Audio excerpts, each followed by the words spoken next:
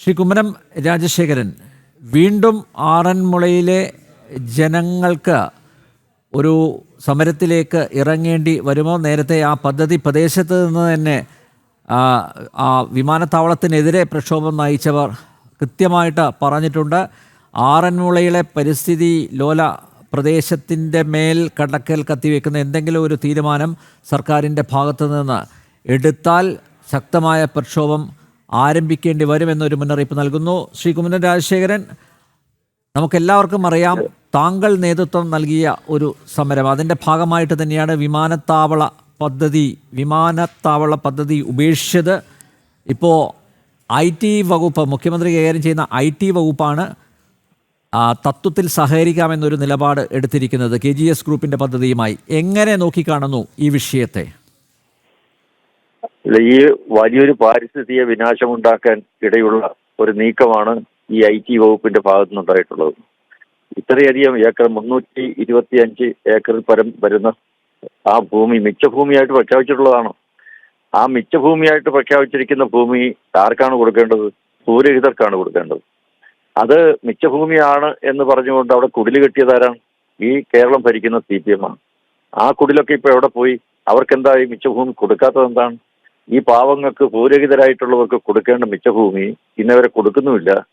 അതേസമയം അത് അവർക്ക് കൃഷി ചെയ്യാൻ കൊടുത്താൽ അവർ കൃഷി ചെയ്തോളും. അവിടെ നടക്കേണ്ടത് കൃഷിയാണ്. ഈ ഇത്രയധികം വിപുലമായ ദീർഘമായി കിടക്കുന്ന സ്ഥലത്ത് അത് മിച്ചഭൂമിയാണ് എന്ന് സർക്കാർ, കോടതി പറഞ്ഞു. അതുപോലെ തന്നെ ലാൻഡ് ബോർഡ് വളരെ വ്യക്തമായിട്ട് പറഞ്ഞു. പക്ഷെ അതിനെതിരെ ഈ സ്ഥല ഉടമസ്ഥരെന്ന് പറയുന്നവർ കോടതിയിൽ പോയി അവർ സ്റ്റേ ഓർഡർ വാങ്ങിയിട്ടുണ്ട്. പക്ഷെ ഒരു കള്ളക്കളി ഇതിൻ്റെ അകത്ത് നടക്കുന്നത് എന്തുകൊണ്ടാണ്? ലാൻഡ് ബോർഡിന്റെ ഉത്തരവ് ഒരേ കെട്ടിടത്തിലുള്ള രണ്ട് ഓഫീസുകൾ ഇത് കൈകാര്യം ചെയ്യുന്നവർ ഒരു മാസം ഇത് വെച്ചുകൊണ്ടിരുന്നു. ഇത് മിച്ചഭൂമിയാണ് എന്ന് പ്രഖ്യാപിച്ച ഓർഡർ, ലാൻഡ് ബോർഡിന്റെ ഓർഡർ, അവിടുത്തെ വില്ലേജ് ഓഫീസർക്ക് കിട്ടാൻ ഒരു മാസം 10 ദിവസം എടുക്കും. അതെന്താണ്? അത്രയും സമയത്തിനിടയിൽ ഈ സ്ഥല ഉടമസ്ഥർ കമ്പനി പോയി ഹൈക്കോടതി പോയി സ്റ്റേ ഓർഡറും വാങ്ങി. ഇതിൻ്റെ അകത്തൊക്കെ ഒട്ടേറെ കള്ളക്കളികൾ നടക്കുന്നുണ്ട്.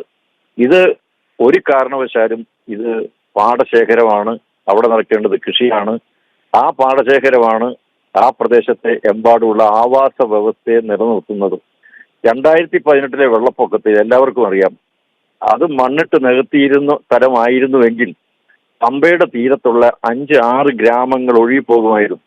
കാരണം 9 മണിക്കൂർ പമ്പയാറ്റിലെ വെള്ളത്തെ പിടിച്ചു നിർത്തിയത് ഈ 2500ഓളം ഏക്കർ വരുന്ന ഈ പാടശേഖരമാണ്. കാരണം അവിടേക്ക് വെള്ളം ഒഴുകി ആ ഒരു ജലനിരപ്പിനെ പിടിച്ചു നിർത്തി 9 മണിക്കൂർ.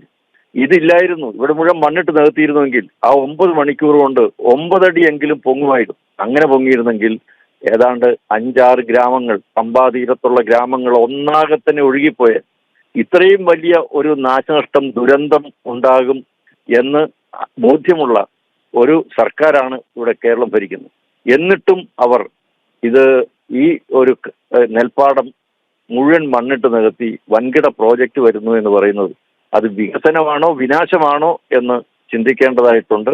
ഇതേക്കുറിച്ച് ഇന്ന് ജനങ്ങൾ ബോധവാന്മാരാണ്. ഒരു കാരണവശാലും അവർ വിയർപ്പൊഴുക്കി കഷ്ടപ്പെട്ട് ബുദ്ധിമുട്ടി ത്യാഗം സഹിച്ചാണ് ഈ നെൽപ്പാടം സംരക്ഷിച്ചത്. ഇനിയും അവർ കണ്ണിലെ കൃഷ്ണമണി പോലെ ആ നെൽപ്പാടം സംരക്ഷിക്കും എന്നുള്ള കാര്യത്തിൽ യാതൊരു സംശയമില്ല. ശ്രീ കുമ്മനം രാജശേഖരൻ, മുഖ്യമന്ത്രിക്ക് ഇതൊന്നും അറിയാത്തതാണോ? നോക്കൂ, അദ്ദേഹത്തിൻ്റെ മന്ത്രിസഭയിലെ 2 അംഗങ്ങൾ, റവന്യൂ വകുപ്പ് കൈകാര്യം ചെയ്യുന്ന K രാജനും അതുപോലെ കൃഷി വകുപ്പ് കൈകാര്യം ചെയ്യുന്ന P പ്രസാദും, അവർ ഈ പാരിസ്ഥിതിക പ്രത്യാഘാതങ്ങളൊക്കെ ചൂണ്ടിക്കാണിക്കുന്നുണ്ട്. ഒരു കാരണവശാലും ഈ പദ്ധതിയുമായി, KGS ഗ്രൂപ്പിൻ്റെ ഇലക്ട്രോണിക് ക്ലസ്റ്റർ പദ്ധതിയുമായി മുന്നോട്ട് പോകാനാവില്ല എന്നവർ കട്ടായം പറയുന്നുണ്ട്. പക്ഷേ നോക്കൂ, ഇതൊക്കെ മനസ്സിലാക്കിക്കൊണ്ടാണ് മുഖ്യമന്ത്രി കൈകാര്യം ചെയ്യുന്ന IT വകുപ്പ് ഈ പദ്ധതിയുമായി സഹകരിക്കാമെന്ന് പറഞ്ഞിരിക്കുന്നത്. അവിടെയാണ് താങ്കൾ നേരത്തെ പറഞ്ഞതുപോലെ ഇതിന് പിന്നിൽ എന്തൊക്കെയോ നടന്നിട്ടുണ്ട് എന്നുള്ളത്. അതൊക്കെ പുറത്ത് വരേണ്ടതല്ലേ? ഈ KGS ഗ്രൂപ്പുമായിട്ടുള്ള ഇടപാടുകൾ, രഹസ്യമായിട്ടുള്ള ഇടപാടുകൾ കൂടി പുറത്ത് വരേണ്ടതല്ലേ? അല്ലെങ്കിൽ മുഖ്യമന്ത്രി കൈകാര്യം ചെയ്യുന്ന IT വകുപ്പ് ഇത്തരമൊരു പദ്ധതിയുമായി സഹകരിക്കാമെന്ന ഉറപ്പ് നൽകില്ലല്ലോ ഒരിക്കലും. ഈ KGS ഗ്രൂപ്പ് എന്ന് പറയുന്നവർ, അവർ ഒരു റിയൽ എസ്റ്റേറ്റ് കമ്പനിയാണ്. അവരെ സംബന്ധിച്ചിടത്തോളം അവർ വിമാനത്താവളം ഉണ്ടാക്കിയിട്ടില്ല. ഇന്നേ വരെ ഒരു IT പാർക്കോ IT കമ്പനികളോ ഒന്നും നടത്തി പരിചയമുള്ളവരുമല്ല. ഇവർക്ക് യാതൊരുവിധ ട്രാക്ക് റെക്കോർഡുകളുമില്ല. പക്ഷേ അവർക്ക് ഇതുപോലുള്ള സ്ഥലങ്ങളെടുത്ത് ഇതൊക്കെ ഒരു റിയൽ എസ്റ്റേറ്റ് ബിസിനസ് നടത്താൻ വേണ്ടിയാണെന്ന് ഈ യുക്തിഭദ്രമായി വിഷയങ്ങളെ വിശകലനം ചെയ്യുന്നവർക്ക് വളരെ നന്നായിട്ടറിയാം. കാരണം ഇവരുടെ ലക്ഷ്യം എന്താണ്? ഇത് മണ്ണിട്ട് നികത്തി ഒരു വലിയ ആറന്മുള പോലെ ഇത്രയധികം ഒരു വൈകാരികമായി ജനങ്ങൾക്ക് ബന്ധമുള്ള ഒരു പൈതൃക ഗ്രാമത്തിൽ ഇത്രയേറെ ഭൂമി കിട്ടുക, ആ ഭൂമി ഒരു റിയൽ എസ്റ്റേറ്റ് ബിസിനസ്സിലൂടെ കോടികൾ ലാഭം കൊയ്തെടുക്കുക, ഇതൊക്കെയാണ് അവരുടെ ലക്ഷ്യം എന്നുള്ളത് വളരെ വ്യക്തമല്ലേ?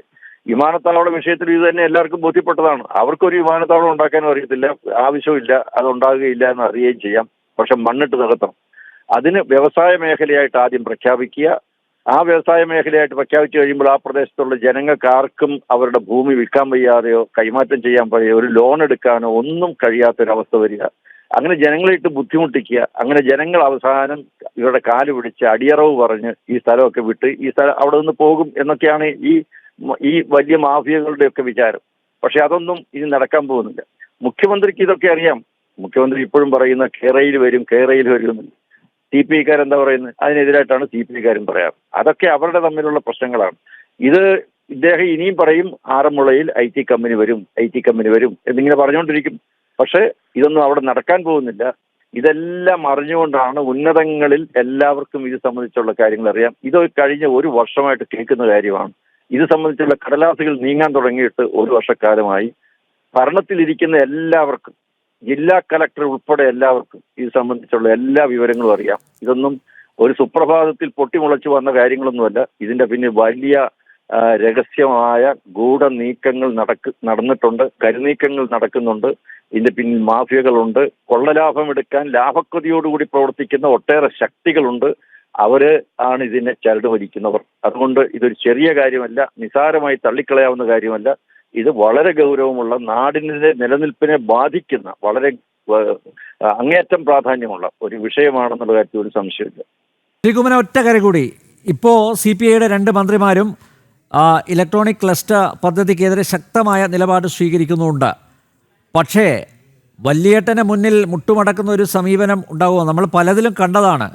ഈ ആരംഭശൂരത്വം കാണിക്കും, പക്ഷേ പിന്നീട് ഇവർക്ക് മുന്നിൽ, അതായത് CPMന് മുന്നിൽ മുട്ടുമടക്കുന്ന ഒരു സമീപനത്തിലേക്ക് എത്തിയിട്ടുണ്ട് പല വിഷയങ്ങളിലും. CPI മന്ത്രിമാരുടെ ഇപ്പോഴത്തെ നിലപാടിൽ എത്രത്തോളം ആത്മാർത്ഥതയുണ്ട്? ആ നിലപാടിൽ അവർ ഉറച്ച് നിൽക്കുമോ? എന്താണ് താങ്കളുടെ അഭിപ്രായം?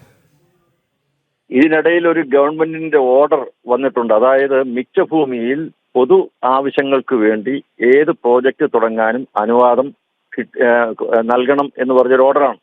ആ ഓർഡറിനെ ചോദ്യം ചെയ്ത് ഹൈക്കോടതിയിൽ വന്ന സന്ദർഭത്തിൽ ഗവൺമെന്റ് വളരെ വ്യക്തമായിട്ട് പറഞ്ഞു, പൊതു താല്പര്യമുള്ള ഏതെങ്കിലും പ്രോജക്റ്റുകളെ മിച്ചഭൂമിയിൽ തുടങ്ങിയുള്ളൂ എന്ന് ഉറപ്പുകൊടുത്തതിന്റെ അടിസ്ഥാനത്തിൽ കോടതി അനുവദിച്ചിട്ടുണ്ട്. പക്ഷെ ആ ഓർഡർ സംബന്ധിച്ചുള്ള കേസ് നടക്കുന്നത് ഈ ആറന്മുള മിച്ചഭൂമി കേസിലാണ്. മിച്ചഭൂമി കേസിൽ ഒരു പ്രത്യേക ഒരു ആപ്ലിക്കേഷൻ കൊടുത്ത് ഒരു ഓർഡർ മുൻകൂട്ടി വാങ്ങിച്ച് കൈവച്ചിട്ടുണ്ട്. എല്ലാവർക്കും അറിയാം ഈ ഓർഡർ വാങ്ങിച്ചതിന്റെ ഉദ്ദേശം എന്താണ്.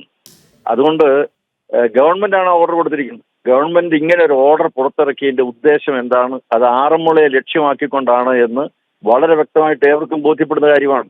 അപ്പൊ ഇതൊക്കെ മുൻകൂട്ടി വളരെ നന്നായിട്ട് അറിയാം. അത് കൃഷി വകുപ്പിനും അറിയാം, റവന്യൂ വകുപ്പിനും അറിയാം, എല്ലാവർക്കും അറിയാം. ഈ ഓർഡർ, ഞാൻ പറഞ്ഞ ഓർഡർ പുറത്തിറങ്ങിയത് റവന്യൂ വകുപ്പിന്റെ അംഗീകാരത്തോടും അറിവോടും കൂടിയാണ്. ഇതിന്റെ ഒക്കെ ഉദ്ദേശം എന്ത് എന്നുള്ളതും എല്ലാവർക്കും ബോധ്യപ്പെടുന്ന കാര്യമാണ്. അതുകൊണ്ട് ഈ തരത്തിൽ ഇതിന് ചെറിയൊരു കാര്യമുണ്ട്. ഇതിന്റെ പിന്നിൽ നടന്നിരിക്കുന്ന കരുനീക്കങ്ങളൊക്കെ വളരെ വലുതാണ്. കുറച്ചുകൂടി പഠിക്കേണ്ടതായിട്ടുണ്ട്. അത് പഠിച്ചതിന് ശേഷം വിശദമായ ഈ കാര്യത്തിലുള്ള അഭിപ്രായം ഞാൻ പിന്നീട് പറയാം. യെസ്, വളരെയധികം നന്ദി ശ്രീ കുമ്മനം രാജശേഖരൻ പ്രതികരിച്ചതിന്. ആറന്മുള വിവാദ ഭൂമിയിൽ കൊമ്പ് കോർത്ത IT കൃഷി വകുപ്പുകൾ ആറന്മുള വിവാദ ഭൂമിയിലെ പദ്ധതിക്ക് IT വകുപ്പ് പിന്തുണ നൽകി. അതേസമയം തണ്ണീർത്തട സംരക്ഷണ നിയമത്തിൻ്റെ ലംഘനമാണെന്ന് കൃഷിമന്ത്രി P. പ്രസാദ് ആവർത്തിക്കുന്നു.